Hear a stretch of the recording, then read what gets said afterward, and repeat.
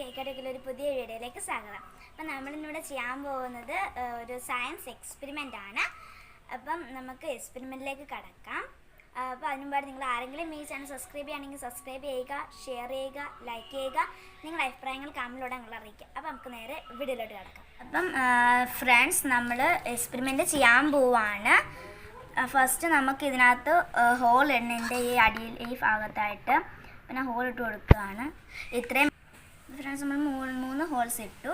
ഇനി നമുക്ക് ഇതിനകത്തോട്ട് നമ്മൾ എടുത്ത് വെച്ചേക്കുന്ന പനി ഇതേപോലെ പിച്ചിട്ട് ഇതേപോലെ ഇതിനകത്തോട്ട് ഇട്ട് കൊടുക്കുകയാണ്. ഓക്കെ, അപ്പോൾ നമ്മൾ പഞ്ഞി ഇട്ട് കൊടുത്തു.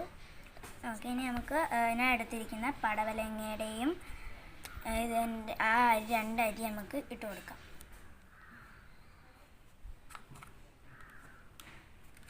ഞാനിവിടെ ഇട്ട് കൊടുത്തിട്ടുണ്ട്.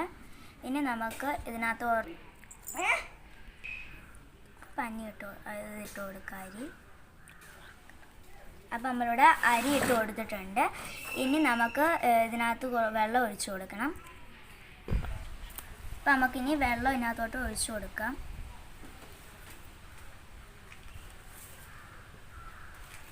ഓക്കെ, നമ്മളിപ്പോൾ ഇവിടെ വെള്ളം ഒഴിച്ചു കൊടുത്തിട്ടുണ്ട്. അപ്പം അതിൽ നിന്ന് വെള്ളം പോകുന്നുണ്ട്. ഇനി നമുക്കിത് വെയിലത്ത് കൊണ്ട് വെച്ച് കൊടുക്കണം.